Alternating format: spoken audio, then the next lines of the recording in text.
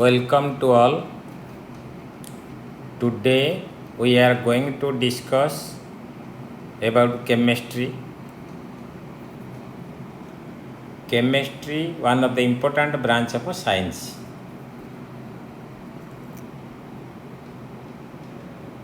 The branch of science which deals with the study of composition, structure and properties of matter is called as chemistry. तामाने science रो जो branch साहाଯ୍ୟରେ आमे matter रो composition कौन, matter रो structure कौन, मैटर कौन सब प्रॉपर्टीज रही से विषय स्टडी करवा, that is called as chemistry. Chemistry one of the important branch of science.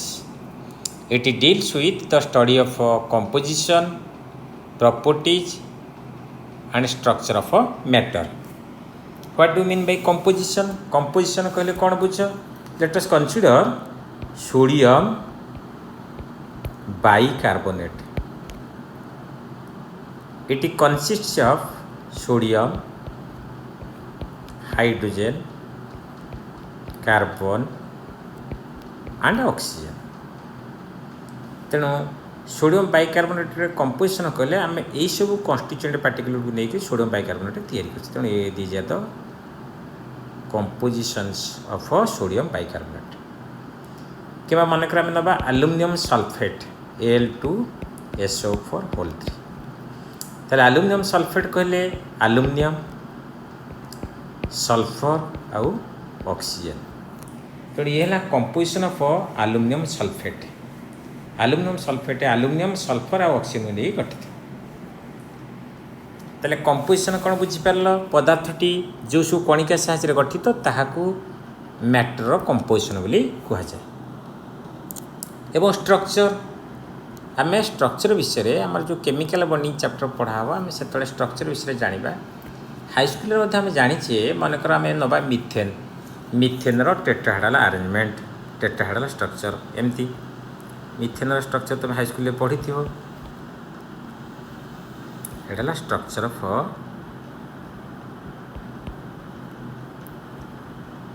Methane.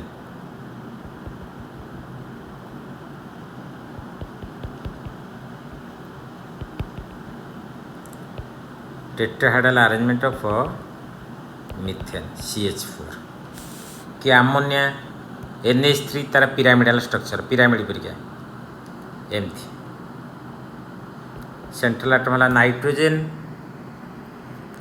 Surrounding atom सब बोले किए 3टा hydrogen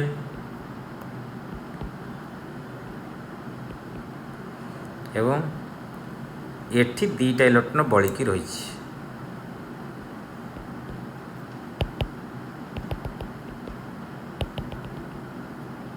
Etah pyramidal shape of ammonia. तेणु मैटर स्ट्रक्चर कौन, आकार बा आकृति कौन एवं तार प्रॉपर्टीज कौन, सब विभिन्न प्रकार सब्सटेंस भिन्न भिन्न प्रॉपर्टीज रही. तेणु से सब विषय स्टडी करने आम जो केमिस्ट्री साहाय्य नवा, दैट इज जो साइंस साहाय्य that is called as chemistry. Chemistry, one of the important branch of science which deals with the study of composition, structure and properties of matter. There are so many branches of chemistry. Chemistry बहुत गुड़े branch रही. मात्र +2 science रे हमें basically 3 important branches of chemistry विषय study करिया. These branches are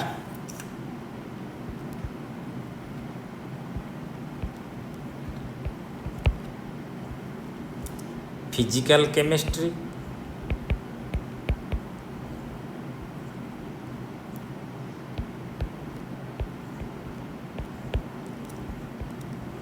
inorganic chemistry,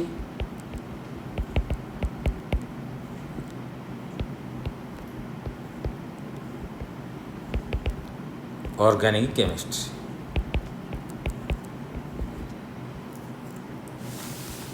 मुख्यतः आम 3 इम्पोर्टाट ब्रांचेस विषय डिस्कसन करिबा +2 साइंस रे। तेणु प्रथम आम जीवा physical chemistry.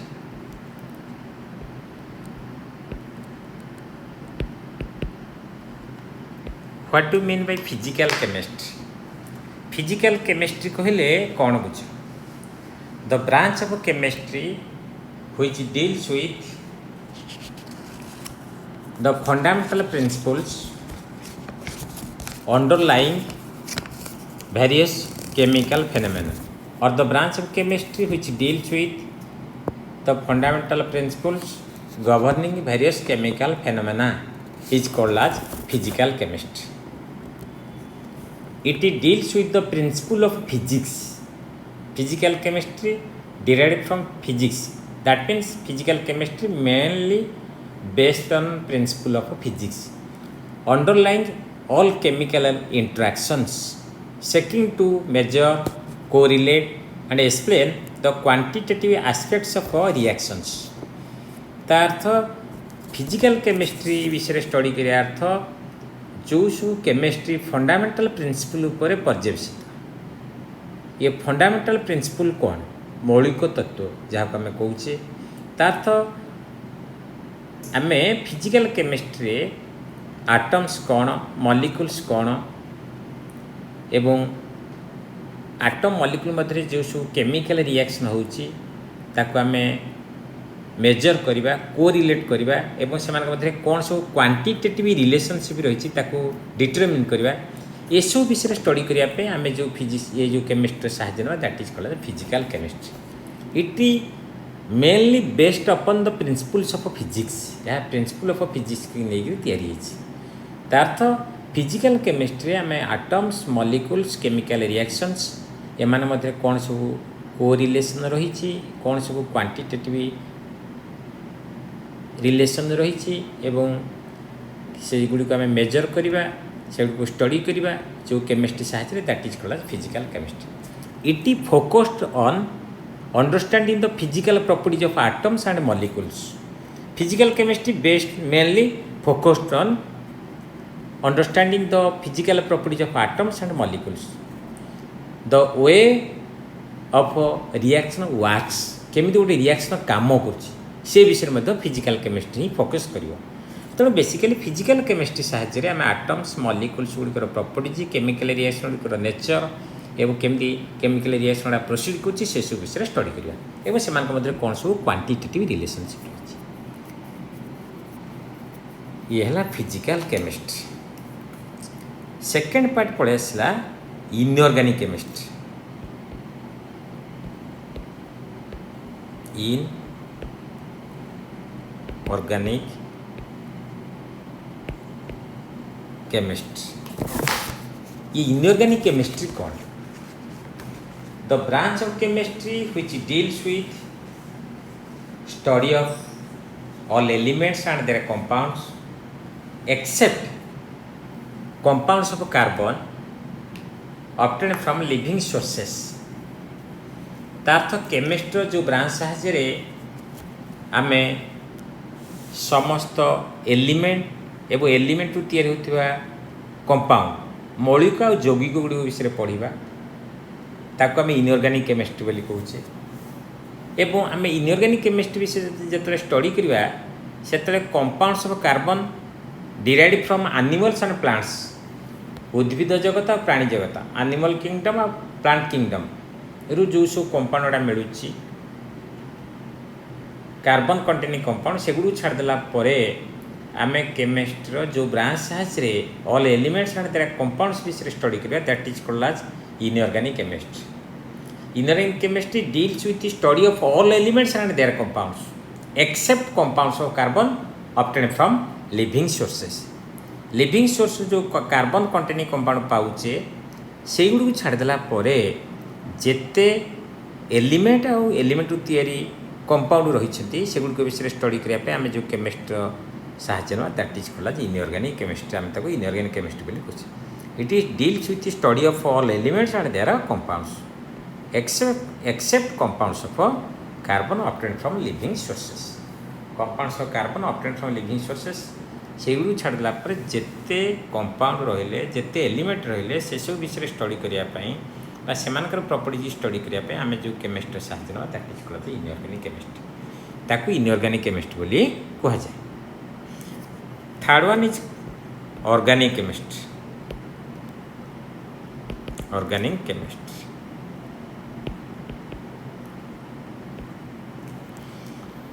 the branch of chemistry which deals with the study of carbon containing compound obtained from living sources such as animals and plants except oxides of carbon, metallic carbide, carbonates and bicarbonates. that means the branch of chemistry which deals with the study of all compounds, study of all carbon containing compounds, the branch of chemistry which deals with the study of all carbon containing compound. all carbon containing compound basically आम कौटू पाचे living source रु पाचे such as animals and plants. मनकर आम नवा carbohydrates, fats, oils, proteins, nucleic acids एगुड़ा सब organic compounds. एगुड़ा सब आम एनिमल्स और प्लांट्स रु पाचे एवं ये समस्त कंपाउंड रे कार्बन आटम एक्जिस्ट करुच्ची. तेणु all carbon containing compounds are called as organic compounds. समस्त कार्बन कंटेनिंग कंपाउंड गुड़िक आम ऑर्गेनिक कंपाउंड बोली कहूँ except oxides of carbon. Oxides of carbon किए ना कार्बन मोनोऑक्साइड और कार्बन डाइऑक्साइड ये oxides of carbon. Metallic carbide metal सहित कार्बन कॉम्बिनेशन कले मेटालिक कार्बाइड मन आम नवा calcium carbide. Calcium carbide formula है CaC2. ताले ये मेटाल है कैल्शियम ये कार्बन मेटालिक कार्बाइड एवं कार्बोनेट मान ना सोडियम कार्बोनेट ए कार्बन रोच कि पोटासियम कार्बोनेट ए कार्बन रोच कि सोडियम बाइकार्बोनेट NaHCO3. तेणु ये जो सब कंपाउंड देखुचे oxides of carbon, carbon monoxide, carbon dioxide ये ऑक्साइड्स ऑफ कार्बन. ए कार्बन सहित ऑक्सीजन कॉम्बिनेशन कर मेटाल सहित कार्बन कॉम्बिनेशन कले मेटाल कार्बाइड. मेटाल सहित कार्बन जदि in the form of carbonate रे कॉम्बिनेशन कला ताको मेटाल कार्बोनेट बोली कहूचे. जदि मेटाल सहित carbon in the form of bicarbonate रे कॉम्बिनेशन कला ताको मेटाल बाइकार्बोनेट बोली कहूचे. ये समस्त कंपाउंड गुड़िक कार्बन कंटेनिंग कंपाउंड मात्र एगुड़िक ऑर्गेनिक कंपाउंड नुहंती. एमानक आम इनऑर्गेनिक कंपाउंड बोली कहबा. किंतु यही कंपाउंड को छाड़देला परे यही सिलेक्टिव किसी कंपाउंड को छाड़देला परे all carbon containing compounds are called as organic compound. समस्त कार्बन कंटेनिंग कंपाउंड गुड़िक ऑर्गेनिक कंपाउंड बोली कहुचे. एवं ऑर्गेनिक कंपाउंड गुड़िकर मेन सोर्स है लिविंग प्लांट्स एंड एनिमल्स. आम लिविंग प्लांट्स और एनिमल्स ऑर्गेनिक कंपाउंड सब पाचे. कार्बोहाइड्रेट हो, ऑयल हो, फैट हो कि प्रोटीन हो कि न्यूक्लिक एसिड से एगुड़ा सब जो पाचे एगुड़ा सब कौट पाचे लिविंग प्लांट्स आउ एनिमल्स. तेणु केमिस्ट्री जो ब्रांच साहाଯ୍य आम लिविंग प्लांट्स और एनिमल्स पाता कंपाउंड गुड़िक विषय स्टडी करें that is called organic compound. ताको आम कौन बोली कहूचे ऑर्गेनिक कंपाउंड. तामने नॉन लिविंग सोर्स जोड़ा पाचे सी हेले इनऑर्गेनिक कंपाउंड.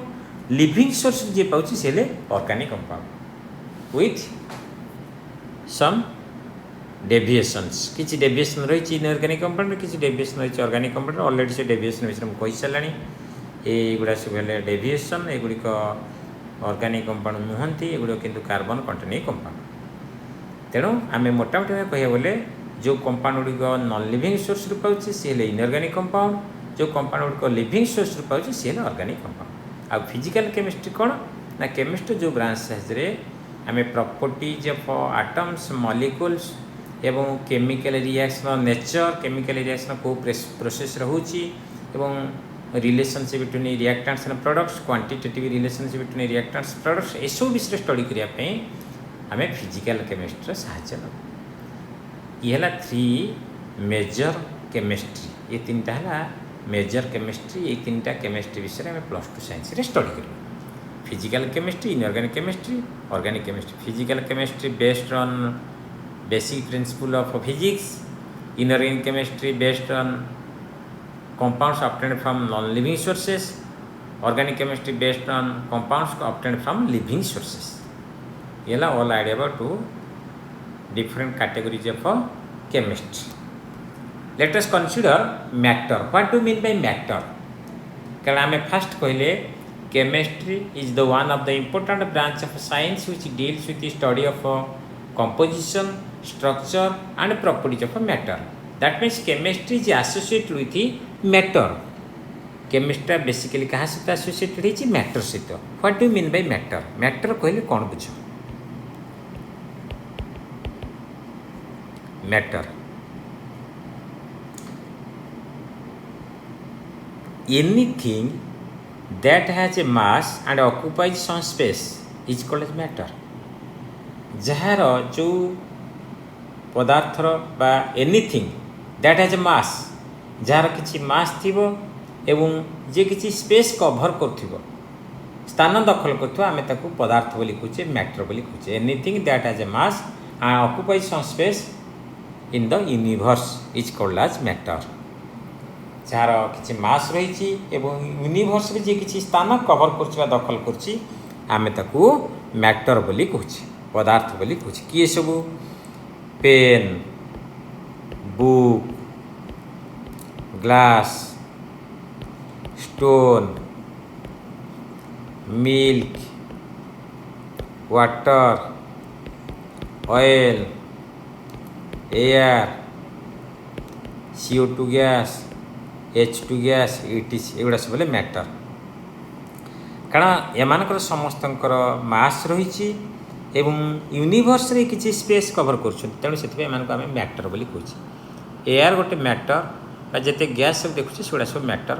एवं वेरी सिंपल एग्जांपल है यार तुम घरे जो कुकिंग गैस रही तुमको जो गैस कंपनी आनिक डेलीवर करुच्ची से टांकी पर तार वेट लिखाई थो टांकीर वेट लिखाई थो आयरन टांकीटा तार वेट थी मनकर तार वेट अच्छी 17 kg एवं प्रत्येक गैस टांकीर कैपेसिटी है to accommodate 14.2 litres of gas. तेणु तुम जो गैस कंपनी आनिक गैस डेलीवर कर तुम घरे तुम जो गैस रख ओजन करके देख आमको. तेणु ये 17 ये 14 ताल के 31.2 kg. तेणु सी देख तुमको जे यहाँ 31.2 kg ताल तुम जान ये टांकी वेट है 17 kg गैस रही 14.2 kg तेणु सब होगा 31.2 kg. तेणु तुम जान तुमको से ठीक गैस जाइए तुमको से चिटिंग करी ना तार एथर आम जानूचे जे गैस वेट रही है एवं गैस जो सर तुम जान सरला केमती एक तुम बर्नर जलनी द्वितीय तार वेट लॉस हम कमी कमी कमी कमी जीव और तुम जदि ओजन कर देख से 17 kg थी तुम जान ए सब जगह गैस सरी जाइए. तेणु एथर जना पड़ी जे गैस किसी मास रही सी किसी स्पेस कवर कर सिलिंडर सारा फिलअप हो मैक्सिमम कैपेसिटी आम कहे 14.2 ताठू अधिक गैस ता भर रहीपर ना. तेणु हाई डेनसीटी गुड़ा रोचे 14.2 एवं गैसटा भर लिक्विड फर्म रोचे high pressure low temperature liquid firm रोचे और मैक्सिमम से 14.2 kg पर्यंत से कैपेसिटी तार से रही. तेणु यार मास रही ये स्पेस किसी कौन कर यूनिवर्स किसी स्पेस कवर कर तेणु से गैस मैटर बोली तार तो मोटामोटी भाव कहवाक गले anything that has a mass and occupy some space in the universe is called as matter ताको मैटर बोली कहूँ है. ये है मैटर कौन. Let us consider classification of matter. आम मैटर को कहीं एम्फासिस दौचे कारण chemistry is the most important branch of science which deals with the study of composition structure and properties of matter. तेणु से मैटर को बेसी एम्फासिस दौचे. केमिस्ट्री बेसिकली मैटर उपर ही निर्भर करुच्ची. तेणु मैटर कौन जान anything that has a mass and occupies some space is called as matter. Let us consider classification of matter. Classification of matter. Matter can be classified in following manner. तले manner अनुसार matter को classified कर देखो matter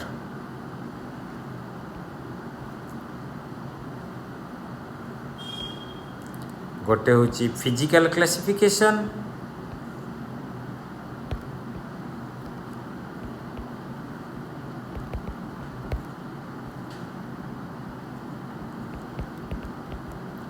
out है chemical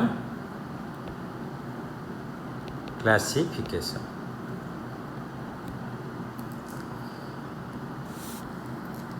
As per physical classification, matter mainly exists in three states: solids, liquids, gases. According to chemical classification, matter exists in two forms. गोटे pure substances, आउटे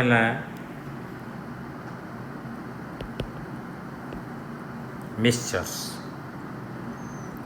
pure substances further classified into two categories. कौन ना गोटे elements, आउट है compounds.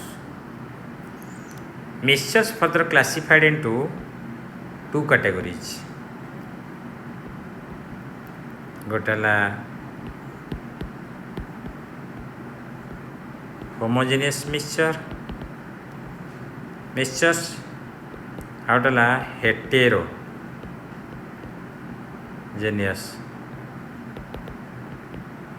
mixtures. Elements further exists in three states: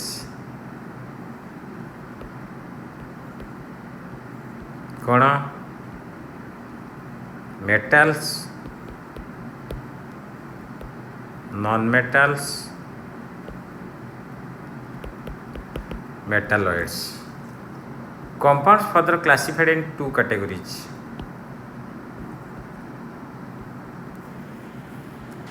कौन गोटे inorganic compounds,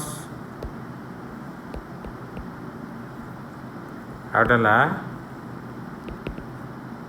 organic compounds. ये है classification of matter. What do mean by physical classification? Matter can be classified into physical manner and chemical manner. तार्थ matter को आम physical manner अनुसार classify कर, chemical manner अनुसार क्लासीफाई कर। ये फिजिकल क्लासिफिकेशन ऑफ मैटर कौन? पदार्थर भौतिक धर्म को नहीं आम पदार्थ को क्लासीफाइड कर। It is based on physical state under ordinary conditions of temperature and pressure. Physical classification अर्थ होची ordinary conditions of temperature pressure रे मैटर कौ सब अवस्था रोचे फिजिकल क्लासिफिकेशन ऑफ मैटर बोली कहूँ। तो under ordinary conditions of temperature and pressure matter mainly exist in three states. Matter मुख्यतः तीन टा अवस्था रही ऑर्डिनरी कंडीशंस रे। ता सहित मैटर अन्य स्टेट रही सीटा ऑर्डिनरी कंडीशन रे। गोटे हूँ प्लाज्मा स्टेट ऑफ मैटर, गोटे Bose Einstein state of matter. आमर इंडियन साइंटिस्ट सुरेंद्रनाथ बोस एवं आइनस्टाइन मिसिक स्टेट ऑफ मैटर बा फिफ्थ स्टेट ऑफ मैटर बाहर करते। तो मैटर एमती 5 स्टेट्स रोचे कि ऑर्डिनरी कंडीशंस रे, ऑर्डिनरी कंडीशंस ऑफ टेम्परेचर और प्रेशर मैटर मुख्यतः 3 स्टेट्स रोचे। गोटे सॉलिड्स, गोटे लिक्विड्स, गोटे गैसेस। तेणु आम 3 स्टेट्स ऑफ मैटर विषय डिस्कसन करवा।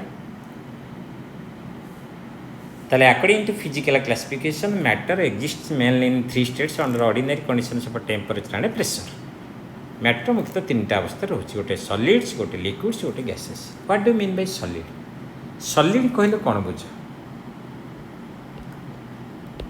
सॉलिड्स तुमको जब जड़े पचार सॉलिड कौन तो कौन कह? ये substance is said to be a solid if it possesses definite shape and definite volume. गोटे सब्सटेंस को आम सॉलिड बोली कहीपर जदि तार डेफिनाइट शेप थी और डेफिनाइट वॉल्यूम थी ताहले से सब्सटेंस को आम सॉलिड बोली कहीपर। जार डेफिनाइट शेप डेफिनाइट वॉल्यूम थी। Why solids possess definite shape definite volume? Because in solid constituent particles are held together by strong force of attraction solid रे कॉन्स्टिट्यूएंट पार्टिकल गुड़ा स्ट्रंग फोर्स ऑफ अट्रैक्शन साहाय्य बांधि रही solids possess definite shape and definite volume. There is no empty space among the constituent particles in the solid. Solid constituent particle मान मध्य किसी empty space न थो. These are tightly binded with each other. That is why solids possess definite shape and definite volume. तेणु से solid definite shape definite volume possess कर जेहेतु solid constituent particle गुड़ा strong force of attraction साहाय्य बांधि रही एवं सॉलिड्स किए तुम चक पेन डस्टर बुक एगुड़ा सब सॉलिड्स जहाँ डेफिनेट शेप थी डेफिनेट वॉल्यूम थो सी है सॉलिड और तापर जी आम कौटी की लिक्विड्स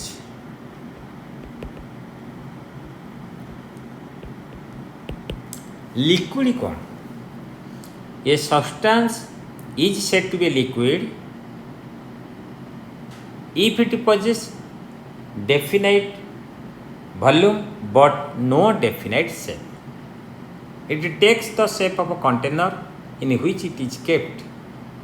गोटे सब्सटेंस को लिक्विड कहीपर केतबले जदि सब्सटेंस टीर डेफिनाइट वॉल्यूम थी निर्दिष्ट आयतन थी मात्र निर्दिष्ट आकार नथिबो ताहले आमे ताको लिक्विड्स बोली कहबो a substance is said to be liquid if it possesses definite shape but no definite if it possesses definite volume but no definite shape जदि यार निर्दिष्ट आयतन थी मात्र निर्दिष्ट आकार ना लिक्विड गुड़िक कहार आकार धारण करुँच लिक्विड गुड़िक आम जो पात्र रखुचे तारी आकार धारण कर it takes the shape of a container in which it is kept जो पात्र रखुचे जो कंटेनर रखुचे तार आकार जहाँ हो लिक्विड आकार से हम but the volume remains same कि वॉल्यूम सामान रहा माने कौन मन कर आम 3 डिफरेंट भेसेल्स ने गोटे है सिलिंड्रिकल भेसेल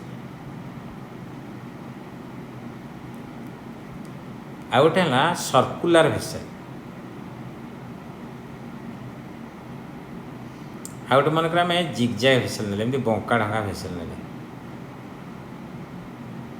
आम 3 डिफरेंट भेसेल्स नहीं गले each vessel can accommodate maximum of 1 litre of liquid मानकर प्रत्येक भेसेल मैक्सिमम 1 लीटर लिक्विड धारण कर प्रत्येक भेसेल कैपेसिटी होची 1 लीटर लिक्विड धारण कर एवं आम मनकर ए 1 लीटर मिल्क रखिले कि वाटर रखिले 1 लीटर आम कौन कले वाटर रखिले वाटर ताहले वॉल्यूम ऑफ वाटर है केते 1 लीटर यदि पचरा जाए वाटर वॉल्यूम केते ना 1 लीटर मात्र आम जो प्रथम भेसेल वाटर टी रखिले जदि पचरा जाए तार शेप कौन ना इट इज सिलिंड्रिकल कारण आम कौत रखीचे सिलिंड्रिकल भेसेल रखीचे तेणु से यार शेप है सिलिंड्रिकल एवं आम से लिक्विड कौन कले आनंदर भेसेल को ढाली दे पाख भेसेल को ढाली ये भेसेलटा देखापी सर्कुलर गोलाकार तार volume of liquid volume of water fast vessel जो थी 1 लीटर सेकेंड भेसेल सी के हम 1 लीटर तार आयतन से 1 litre but shape changes from cylindrical shape to circular shape किंतु तार आकार कौन हो परिवर्तन हो जाऊँगी कौटू कौटी पड़े जाऊँगी सिलिंड्रिकल शेप रु सर्कुलर शेप को पड़े जाऊँगी तार तो देखापी गोलाकार हो जाऊँगी एवं तापर आम कौन कले से लिक्विड नहीं ये जिगजैग भेसेल रखिले ताले यार वॉल्यूम केते से 1 litre volume remains same but the shape of liquid changes from circular shape to zigzag shape तार शेपटा सर्कुलर शेप रु कौटी पड़ेगा जिगजैग शेप रु पड़ेगा that means it is clear that liquid possess definite volume but shape of liquid varies from vessel to vessel it depends upon the shape of a vessel if vessel is cylindrical then the shape of a liquid is cylindrical if vessel is circular then the shape of a liquid is circular if vessel is zigzag then the shape of a liquid is zigzag that means any substance that possess definite volume but no definite shape that is called as liquid ताको हम कौन बोली कहूचे liquid बोली कहूचे oil water milk एगुड़ा सब liquids एम समस्त डेफिनाइट वॉल्यूम रही मात्र नो डेफिनाइट शेप एम डेफिनेट भल्यूम रही कि डेफिनेट सेप ना तेणु एम आम कौन बोली कहे लिक्विड्स बोली कहे तापर देख gases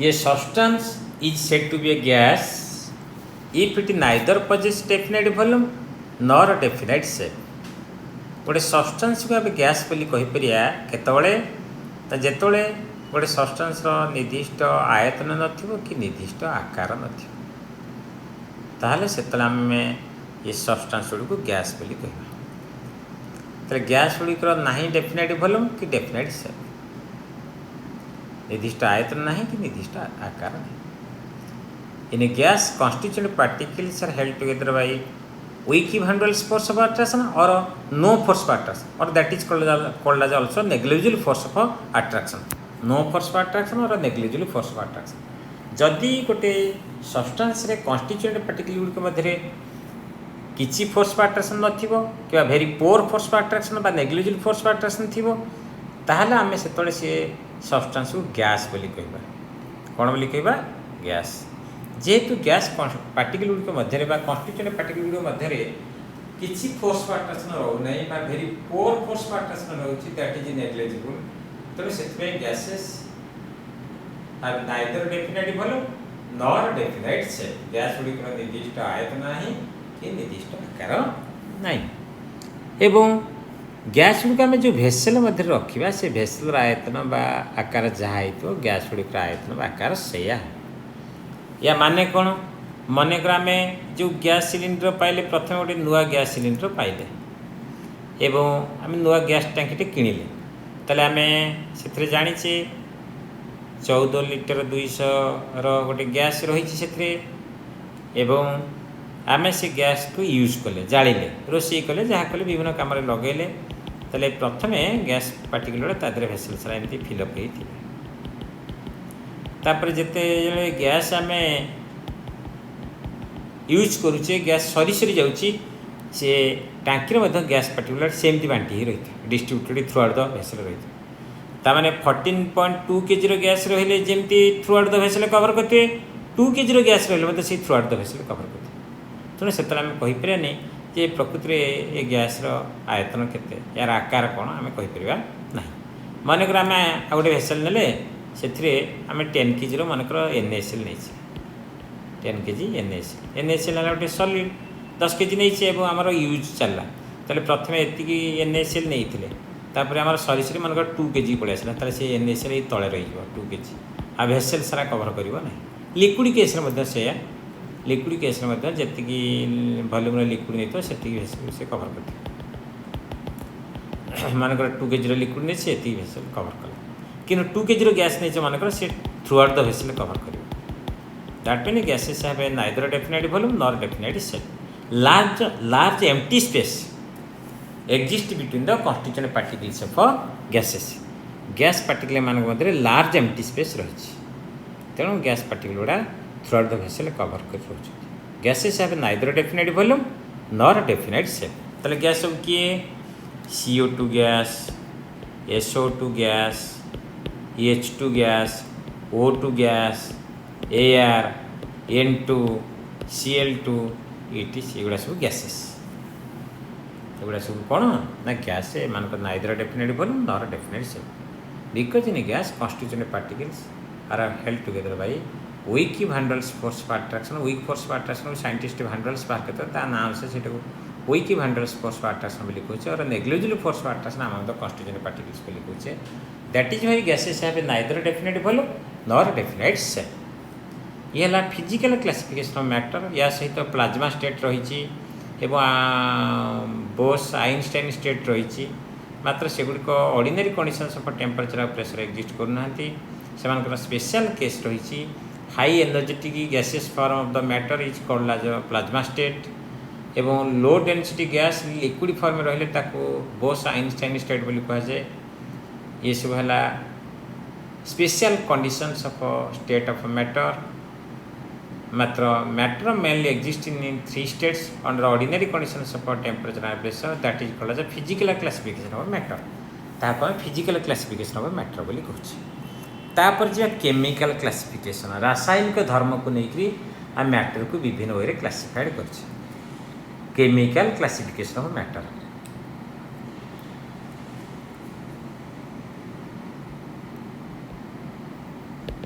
chemical classification of matter as per chemical classification matter mainly exists in two forms chemical classification अनुसार मैटर मुख्यतः तीनटा अवस्था ये दुईटा अवस्था रोचे टू फॉर्म्स रोचे गोटे है प्योर सब्सटेंसेस ये प्योर सब्सटेंस आम क्या कहे आजिकल दिन में प्रायतः प्योर जिनस किसी मिलूना कहले चले कि आम क्या प्योर सब्सटेंस बोली कहूचे ये substance which is made by one kind of particles that is called as pure substance जो सब्सटेंस टी गोटे प्रकार कणिका साहाय्य गठित सी हूँ pure substance one kind of particles ताको आम प्योर सब्सटेंस बोली कहूचे बर्तमान समाज रे प्योर सब्सटेंस कहले आम मुख्यतः क्या धरुचे एलिमेंट्स एंड कंपाउंड्स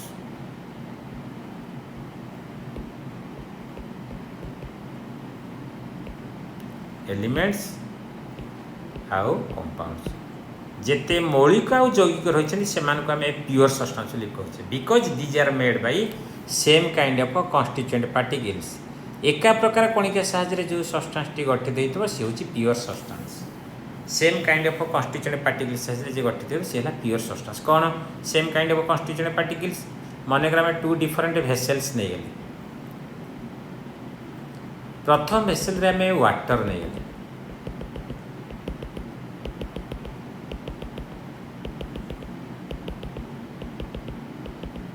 द्वितीय भेसेलटी रे आम कौन कले वाटर सहित किसी मस्टार्ड ऑयल मिसे नहीं गले सोरिष तेल ये वाटर वाटर पर मस्टार्ड ऑयल सब भासीबुल एमती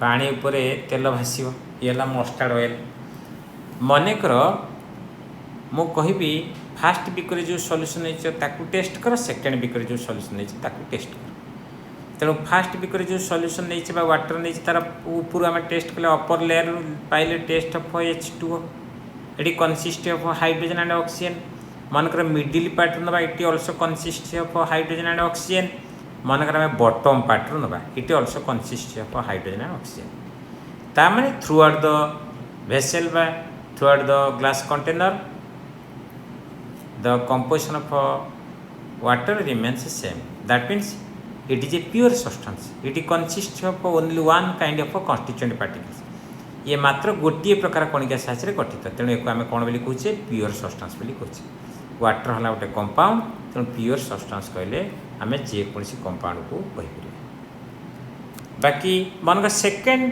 भेसेल आम टेस्ट करवा upper part of the vessel को आम जब टेस्ट करें टेस्ट ऑफ मस्टार्ड ऑयल पाचे सोरिष तेल टेस्ट पाचे जदि तार लोअर पार्ट रू आम टेस्ट करुचे आम टेस्ट ऑफ H2O पाचे वाटर टेस्ट पाचे तामें ए जना पड़ी यहाँ गोटे प्योर सब्सटेंस नुहे कारण ए आइडेंटिकल कंपोजिशन ना थ्रू आउट द सिस्टम तेणु जदि गोटे system throughout the system consist of one kind of same kind of constituent particles composition then that is called pure substance जदि गोटे system एका प्रकार कणिका मान द्वारा गठित होता है से सिस्टम को प्योर सब्सटेंस बोली कहवा प्योर सब्सटेंस किए ताहले एलिमेंट्स आउ कंपाउंड से गुड़ा सब प्योर सब्सटेंस मानक तुम गोटे आयरन वायर नेल तार जेकोसी पार्ट तुम पीस पीस कर काटिदेव ताले से टेस्ट ऑफ आयरन पाइब तेणु से गोटे प्योर सब्सटेंस तेणु प्योर सब्सटेंस कहले ऑल एलिमेंट्स एंड कंपाउंड समस्त मौलिक और यौगिक गुड़िक आम प्योर सब्सटेंस बोली कहूचे है एलिमेंट्स कौन क्या आम एलिमेंट कहवा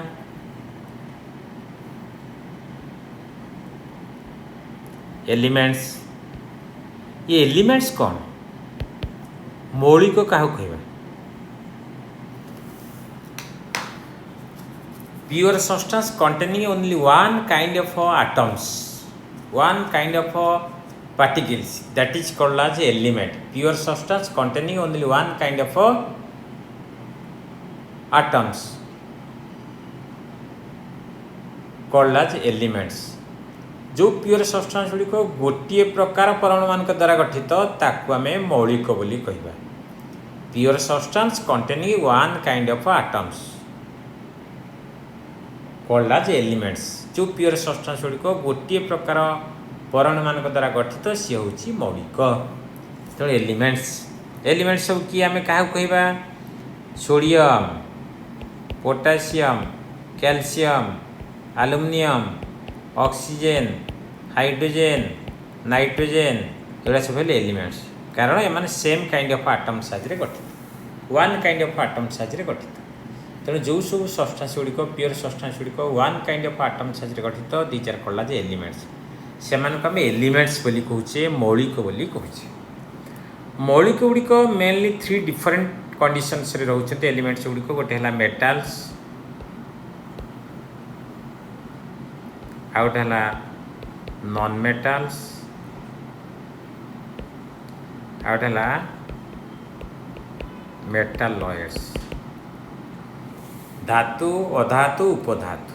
मेटाल्स these are solids with shining surface good conductors of electricity as well as heat. एगुड़ा सब सॉलिड्स एम शाइनिंग सरफेस रही है एगुड़िक good conductors of heat as well as electricity. मात्र एथि गोटे डेविएसन रही. All metals are not solids except mercury. सबू मेटाल गुड़िक सॉलिड नुहति. मर्क्यूरी छाड़देला पर जिते metal all metals are solids. That means metal आम क्या कहबा ना these are the elements with the shining surface and good conductors of heat as well as electricity. Those elements exist in the solid state. These are also called as metals. Except mercury is a metal which exists in liquid form. समस्त metal गुड़िक solid form में रुहति. केवल mercury है गोटे metal से liquid form में रहे. जो सब एलिमेंट गुड़िकर शाइनिंग सरफेस रही जी ताप और विद्युतर सुपरिवाही से गुड़ सब धातु. एवं शाइनिंग सरफेस जो सब एलिमेंट मानक रही. आयोडीन गोटे एलिमेंट तार शाइनिंग सरफेस रही लस्चर क्यारेक्टर रही किंतु सेटा गोटे धातु नहीं. यहाँ गोटे exceptional case. All metals are all metals have a shining surface. समस्त मेटाल गुड़िकर शाइनिंग सरफेस रही एवं all are solids except mercury जे metal which exist in a liquid form. तेणु जो सब मौलिक गुड़िकर शाइनिंग सरफेस रही जी ताप और विद्युतर सुपरिवाही से गुड़ा सब धातु. आयोडीन है गोटे अधातु तार शाइनिंग सरफेस रही कि से ताप और विद्युतर कुपरिवाही. तेणु सी है अधातु. ताको नॉन मेटाल्स बोली आम कहे. तापर जा कौटी कि नॉन मेटाल्स. ये नॉन मेटाल्स कौन these are elements with dull surface and bad conductors of heat as well as electricity. Non metals are exist in three different states. Non metal गुड़ा तीन अवस्था रोच. कौन कौन ना सॉलिड्स रे रोचंती लिक्विड्स रे रोचंती गैसेस रे रोचंती. सॉलिड्स से सब किए कार्बन फॉस्फोरस सल्फर एगुड़ा सब सॉलिड्स रे रोचंती. एगुड़ा सब नॉन मेटाल्स. मात्र ये गोटे डेविएशन रही. कार्बन जो ग्राफाइट फॉर्म में रही it can conduct electricity. Graphite form में करेन्ट कंडक्शन कर. Otherwise all non metals are bad conductors of heat as well as electricity. किंतु कार्बन डल सरफेस रही चिकण पृष्ठभाग ना लस्चर क्यारेक्टर ना औज्ज्वल्यता ना. तेणु ये सब non metals exist in solid state. पुणी non metals exist in liquid state. Bromine is a non metal which exist in liquid form. Bromine है गोटे नॉन मेटाल जहाँ लिक्विड अवस्था रोचे. Bromine is a non metal which exist in liquid form. तापरे non metal गुड़िक मतलब gas अवस्था रोचंती. किए H2 O2 N2 Cl2 एगुड़ा सब non metals exist in gases form. Non metal गुड़िक थ्री डिफरेंट स्टेट्स रोचंती. तापर जा मेटालॉइड्स. मेटालॉइड आम क्या कहबा these are the elements possess both the character of metals as well as non metals. That means these are called as metalloids. जो गुड़िक आम देखुचे जो सब धातु ये जो मौलिक गुड़िक जो सब मौलिक गुड़िकर किछि धातु मानकर गुण रही किछि अधातु मानकर गुण रही से सब मॉलिक्यूल को मेटालॉइड्स बोली कहूछि metalloids possess both the character of metals as well as non-metals. Metalloids show some characteristics of metals and some characteristics of non-metals. तेणु सेगुड़ आम मेटालॉइड्स बोली कहे किए जर्मानियम टीन बिस्मुथ एगुड़ा सब कौन arsenic tin arsenic germanium arsenic bismuth एगुड़ा सब नॉन मेटाल्स ये सरी मेटालॉइड्स कारण एम समस्ते किसी धातु किसी अधातुर गुण देखा तेणु एम सब आम कौन बोली कहे मेटालॉइड्स बोली कहे है ये है मेटालॉइड्स बाकी कंपाउंड्स हमें कंपाउंड्स क्या कह ये कंपाउंड गुड़िक कौन ये pure substance is said to be a compound if it is made by two or more elements in a definite ratio by mass. गोटे प्योर सब्सटेंस को आम यौगिक बोली कहवा जदि pure substance T to or more element साहाय्य गठित हो सब्जेक्ट टू कंडीशनल से एलिमेंट मानकर डेफिनेट रेशियो रे कॉम्बिनेशन होता आम ताको प्योर सब्सटेंस आम यौगिक बोली कहूँ ये pure substance is said to be a compound गोटे प्योर सब्सटेंस को आम यौगिक बोली कहीपर if it is made by two or more elements in a definite ratio by mass definite ratio by mass रे मॉलिक्यूल गुड़िक कॉम्बिनेशन करेंगे से जो सब्सटेंस तैयारी हम प्योर सब्सटेंस तैयारी हम ताको यौगिक बोली कह एवं यार एग्जांपल है H2O H2O is a compound of hydrogen and oxygen क्या नहीं गठित हाइड्रोजन और ऑक्सीजन को नहीं गठित इन द मास रेशियो 2:16 और 1:8 तेणु ये है गोटे compound CH4 it is a compound of carbon and hydrogen in the mass ratio carbon mass है 12 हाइड्रोजन मास 1 चार्टा हाइड्रोजन मास है 4 12:4 और आम कहीपर 3:1 तेणु ये सब आम कंपाउंड्स बोली कहूँ H2O CH4 NH3 NaCl KCl एगुड़ा सब बोले कंपाउंड्स देख ए एलिमेंट गुड़िक कॉम्बिनेशन करी मात्र इन द डेफिनेट रेशियो निर्दिष्ट रेशियो मॉलिक्यूल गुड़िक कॉम्बिनेशन करेंगे जदि ताहले से जो प्योर सब्सटेंस क्रिएट करेंगे ताको आम यौगिक बोली कहूँ ये सब्सटेंस ये pure substance is said to be compound if it is made by two or more elements in a definite ratio by mass आज से था और नेक्स्ट क्लास जहाँ स्टडी करें थैंक यू।